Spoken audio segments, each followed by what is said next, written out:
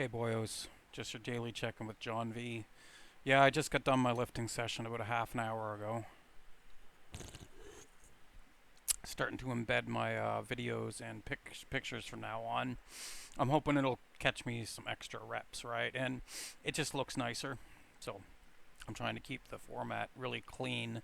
If you check my page, my thread, you'll see it's organized really nicely. Uh, But yeah, I'm going to try to upload more pictures of my meals as well and embed those too. Um, but yeah, last night was pretty fun. Had my competition with the Magic. Got first place. I'm happy about that. The card store owner, he said every 2 weeks they're going to have a draft, so I'll be going every 2 weeks to play. And hopefully I can keep up my streak of getting first place. I'm okay with getting second once in a while, maybe even third, but anything less than that is unacceptable. And with my skill level, how long I've been playing, I should be able to consistently get first, second, or third place, right? But I definitely have a future in Magic and arm wrestling. It's just, being in a small town without much money and no transportation, like, where am I going to go with my skills, right? Um, but we got to start somewhere. I know I'm 40, but I'm just now getting my life on track, right, with getting a disability supplement with welfare and gonna get disability tax credit too, hopefully. But now we got the whole thing with the Hep C that I have, and my whole family's got this big scare and hysteria about it. About they're fucked. How they're gonna all have it too, and treating it like it's AIDS. And I'm just like, it's not that big of a deal. This isn't 1950 where you get Hep C, you're gonna die. It's 97% treatable and curable by medication. Like, it's just a severe infection that doesn't go away, right? Unless you take medication, and then you're pretty much guaranteed to cure it. So it's not that big of a deal. Yet my family has some hysteria, mass hysteria over it, but it's unnecessary. My family, they're just you don't understand. But anyway, have another drink. Yeah, the diet's been going good though. My training's been going good. Everything's going really well in my life, but not perfect, but close to it, right? We could always use more money. I could always use more money, right? But that ain't gonna happen. But the disability tax credit, if I get approved for that, I haven't filed for it yet, but if I get approved for that, that'll give me some cash in pocket, right?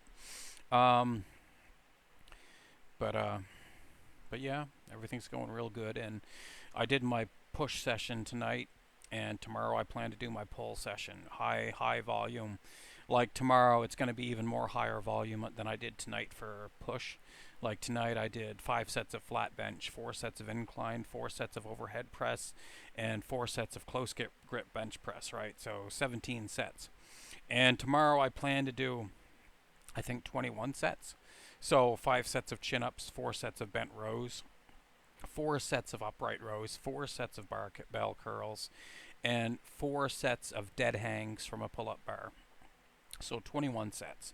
The dead hangs are nothing. They're not hard at all because it's literally just stretching your upper body, and it's your forearms that are getting worked, and my forearms need some work, especially if I'm gonna be a competitive arm wrestler, right? But I know some of you boyos, you like to try to drag me down and give me shit, saying I'll never be anything, I'll never go anywhere with magic or arm wrestling. Well, that's a load of shit because a lot of singers make songs about how people didn't believe in them, and then they became a star and hit it big. So there's always going to be people that try to bring me down, and I know a lot of you might be just trying to be realistic, right? But you got to start somewhere, and not everybody is born at the top unless you're born into like some wealthy family, right? But I'll get there.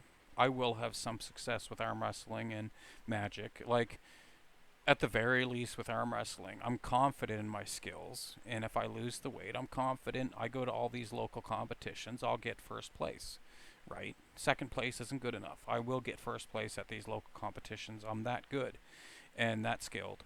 And like the competition I had went to over 10 years ago, I had almost no practice for it, no training.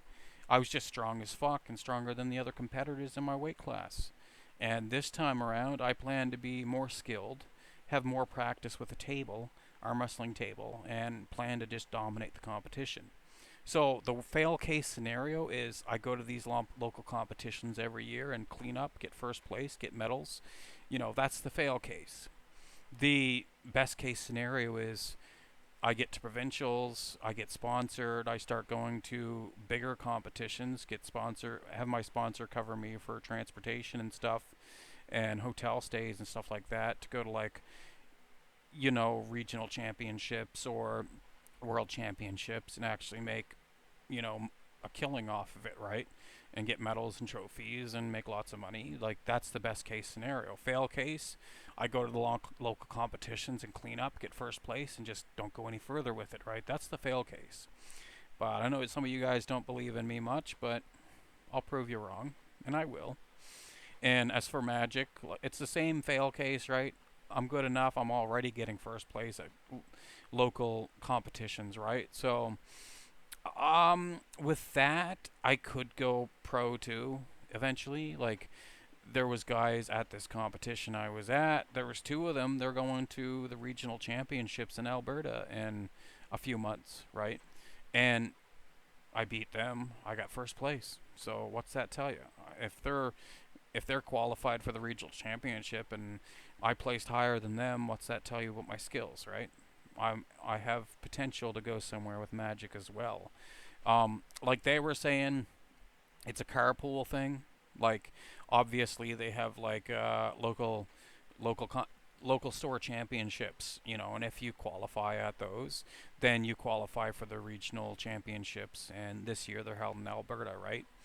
But like if I enter that at the store and actually place well and qualify, then I just carpool with the other guys that qualified, and we all go to like wherever we have to go in Canada.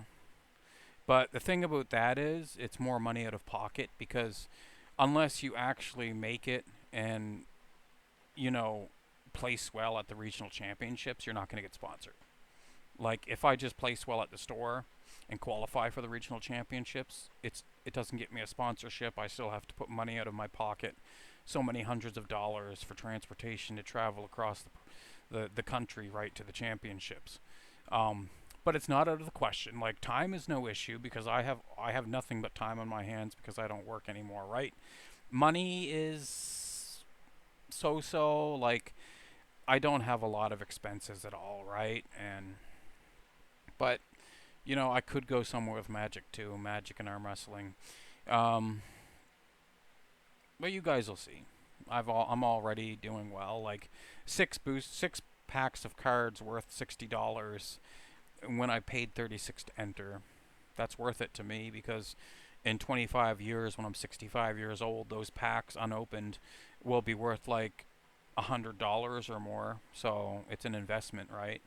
And I got the enjoyment of having an evening of fun.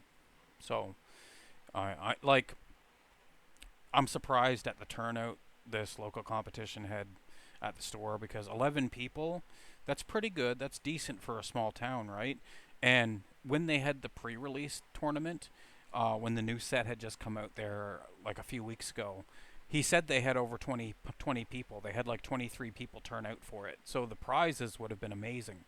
And I missed that because I was meaning to go to it, and then when I remembered, it was already too late. So I could have went to that, cleaned up, and got like 80 or $100 in prize packs, and only had paid like $60 to enter, right? But you know, that's what happens, right? But yeah, life's pretty good. I'm content. Pretty content. I'll be more content when I get down to my goal weight of 175 and looks max and look a hell of a lot better than I do now. Like considering when I first started my diet and now, I think I look significantly better and healthier. And I've only lost maybe like 12 pounds, right? 12 pounds. That's it. But I look healthier. I look a lot better. Like I was getting to the point 2 months ago before I started the diet that, you might have called me ugly. Like I don't think I'm ugly now, but I'm still not really attractive, right? But once I get down to my goal weight and fix up the beard, grow my hair out, and get a tan, and take care of my facial skin better, and keep carrying on with the proper diet and strength training, I'll be looking pretty good for my age. You know, I'll be able to clean up, and I've got the green eyes. Green eyes are goat. Green eyes are the best eye color to have. It's universally most attractive to people. So I'm happy with that. Blue is pretty good too. Blue is a pretty good eye color. Brown is the least because the majority of people have brown eyes and it's the least attractive eye color. But the only thing that might be better than green eyes is having like a wolf eye, you know, like a gray eye or something like that. But that's really, really uncommon. I knew a guy like that in high school. He was the only one in school. He had a wolf eye. And it was like whitish gray, and his other eye was completely different color. It was right fucked.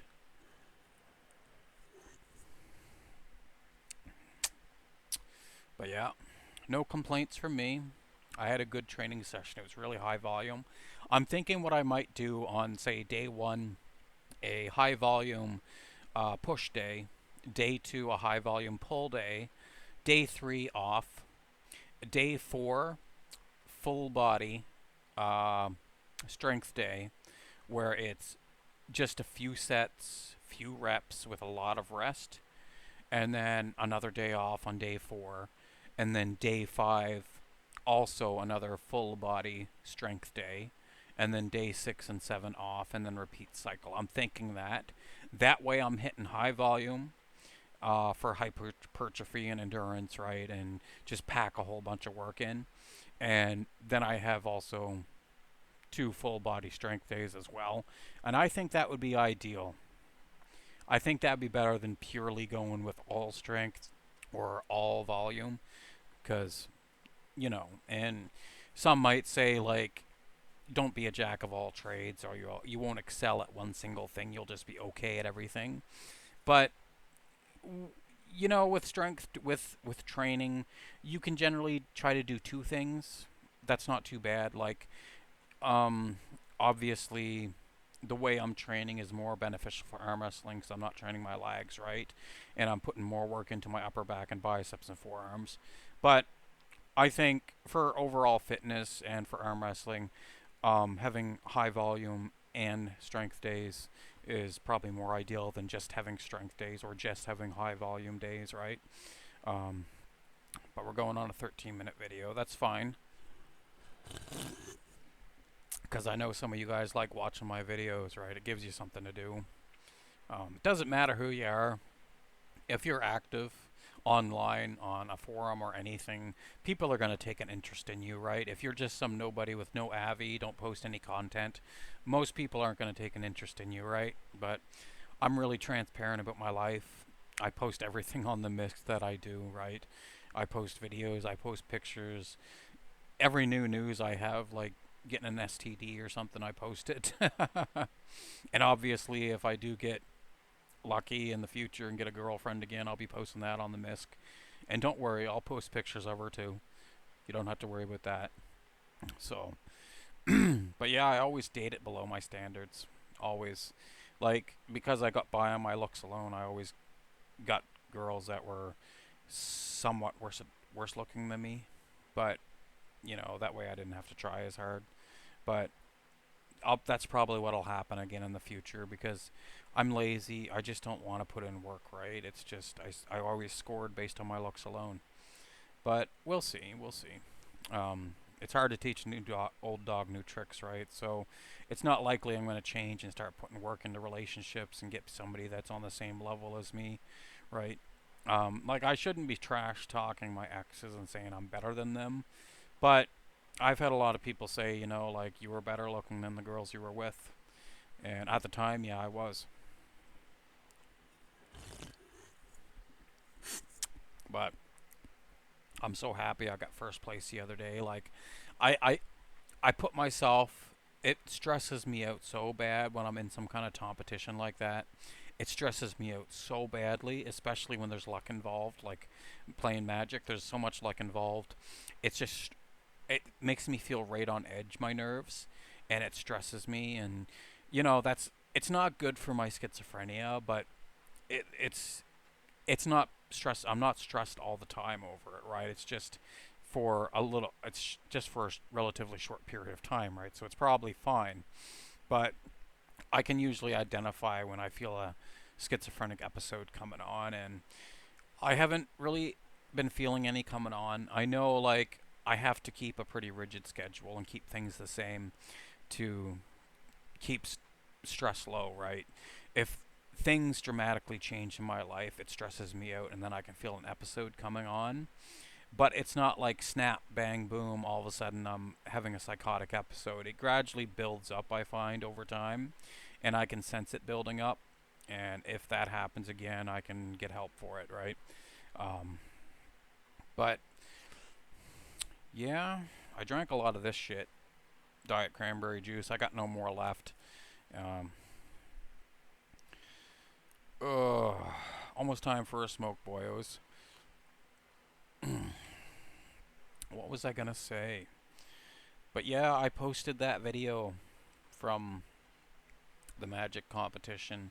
Posted that on the Facebook group I'm in for Magic, and the administrators removed it because they said I was promoting my channel, and I can't do that unless I post in the description of the video the website address for that particular Magic group that I posted in, and I can't because my YouTube channel is not mature enough, and that's why I'm limited to 10 videos a day as well.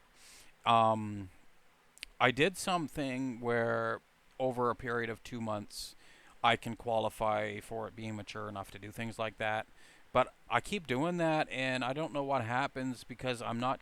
They never notified me that I was able to upload more videos or anything. So there are other means of doing it, like staring into your phone camera for 30 seconds to verify your identity, and it takes like a day to do that. And I just haven't done that. I might have to do that to have this shit dealt with, because doing it the other way, waiting 2 months, I've done that several times and waited and nothing happened. So, but I don't expect to make it big as a YouTube sensation or anything. Um, but I'll tell you something. Um, I've seen guys on YouTube that upload videos that are amateurs like me at posting videos, right? And filming videos and putting them on YouTube. And some of them have thousands of views. And I wonder why. I'll be like, well, they're not that great looking. I'm not great looking either, but they're not that great looking. The only real big thing they have over me is they have a much better physique. So I'm thinking, once I get in amazing shape, that might help grow my YouTube channel. If I look a lot better and have a much better physique, it'll probably attract more viewers, right? Because right now, some of my videos will get like 500, 600 views, but that's it. And that's not terrible, right? But I'm thinking I improved my appearance greatly, and I should be getting into the thousands of views, I think. But without some kind of promotion for my channel, my YouTube channel, I can't see me getting big, right? Going big on YouTube. But it's something fun to do, and it keeps you boyos entertained, right? So why not?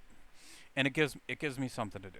So in 10 years, I can look back on my videos and shit, and you know, measure progress, right? And when I have looks maxed and lost all the weight, less than a year from now, I can look back on my videos and compare how I look then to now, right?